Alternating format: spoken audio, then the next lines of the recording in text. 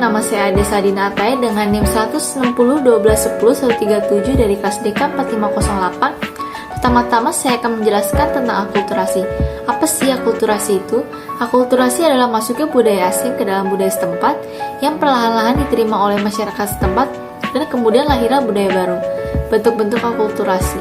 Bentuk-bentuk akulturasi yaitu substitusi, ada pergantian unsur lama menjadi baru, sinkretisme, unsur budaya lama dan baru membentuk sistem baru, penambahan unsur budaya lama ditambah baru menghasilkan nilai tambah, penggantian unsur budaya lama hilang diganti dengan yang baru, originasi, unsur budaya baru yang tidak dikenal memunculkan perubahan besar, dan terakhir penolakan, penilaian beberapa masyarakat yang tidak setuju dengan proses pencampuran budaya. Faktor pendukung terjadi akulturasi.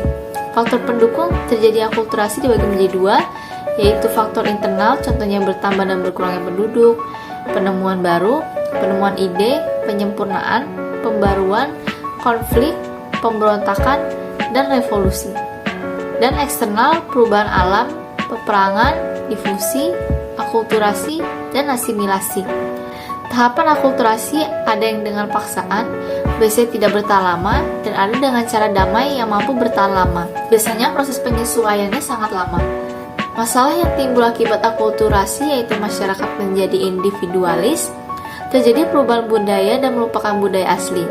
Contoh akulturasi dari seni bangunan adalah Menara Kudus dan Candi Borobudur, seni rupa ada patung Buddha dan gambang kromong, seni sastra ada kaligrafi, dan terakhir sistem pemerintahan yang dimana dahulu Indonesia menggunakan sistem kerajaan lalu digantikan dengan sistem pemerintahan. Selanjutnya saya akan menjelaskan mengenai asimilasi. Asimilasi terjadi karena adanya individu atau kelompok yang memiliki latar belakang kebudayaan yang berbeda dan menciptakan suatu pembauran kebudayaan yang disertai hilangnya ciri khas kebudayaan asli dan membentuk kebudayaan baru. Proses asimilasi dapat terbentuk apabila memenuhi 3 syarat berikut. Pertama, ada sejumlah kelompok dengan kebudayaan berbeda. Kedua, terjalinnya interaksi dan pergaulan antar individu atau kelompok secara terus-menerus dalam jangka waktu lama. Dan terakhir, kebudayaan tiap kelompok berubah dan saling menyesuaikan diri. Masyarakat seperti apa yang mengalami asimilasi? Masyarakat dengan latar belakang budaya yang berbeda bergaul langsung secara intensif dengan waktu yang lama. Terdapat faktor pendorong dan penghambat asimilasi. Contoh faktor pendorong asimilasi adalah sikap toleransi, keseimbangan dalam bidang ekonomi, menghargai orang asing dan kebudayaannya, keterbukaan, ada persamaan dalam unsur kebudayaan, adanya perkawinan campuran, dan ada yang musuh bersama dari luar. Faktor penghambat asimilasi adalah kurangnya pengetahuan mengenai kebudayaan kelompok lain, terisolasinya kebudayaan oleh kelompok sosial, adanya perasaan bahwa satu golongan kebudayaan tertentu lebih tinggi dibandingkan golongan kebudayaan lainnya, muncul diskriminasi dan perbedaan kepentingan. Contoh asimilasi adalah kata serapan di Indonesia.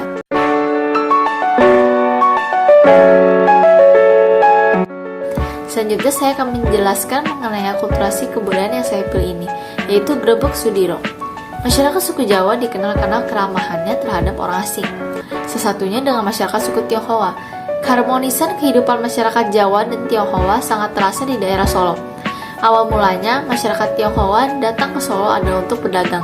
Lantas, terjadi interaksi harmonis berujung kawin campur. Terciptalah akulturasi dari perkawinan campur tersebut. Hingga akhirnya lahirlah sebuah tradisi yang menjadi akulturasi budaya baru, yakni Grebeg Sudiro. Grebeg Sudiro diadakan beberapa hari sebelum puncak perayaan Imlek. Selanjutnya adalah asimilasi kebudayaan di Solo. Salah satu contoh asimilasi di daerah Solo adalah perayaan Imlek. Sejarah perkembangan perayaan Imlek di Solo tak bisa dijauhkan dari persebaran kaum Tiongkok yang datang ke Indonesia untuk tujuan berdagang pada abad ke-16. Kedatangan etnis Tionghoa di Solo berawal dari peristiwa kerusuhan yang terjadi di Batavia, mengakibatkan gelombang migrasi besar-besaran yang dilakukan etnis Tionghoa ke daerah luar Batavia. Proses perayaan Imlek mulai dilakukan secara terbuka di Solo semenjak diresmikannya Imlek sebagai hari libur nasional pada tahun 2003. Sejak saat itulah perayaan Imlek di Solo yang meriah dilakukan kaum keturunan Tionghoa. Sekarang ini Imlek di Solo sudah terasimilasi dengan kebudayaan Jawa. Dan tradisi Grebeg Sudiro masih dilaksanakan untuk menjunjung nasionalisme, pluralisme, kebinekaan, dan integrasi sosial. Penutup, berdasarkan pemaparan di atas, bisa kita ketahui bahwa salah satu hasil dari proses asimilasi dan akulturasi kebudayaan dari budaya Jawa dengan kebudayaan Tionghoa di Solo menghasilkan kebudayaan baru yang pelaksanaannya diselenggarakan sebelum puncak perayaan Imlek. Walaupun berbeda suku dan etnis budaya, tetapi hal tersebut membuat kedua suku dan etnis dapat bersatu hingga saat ini. Sekian hasil penjelasan dari saya, kurang lebih mohon maaf, sampai jumpa lagi.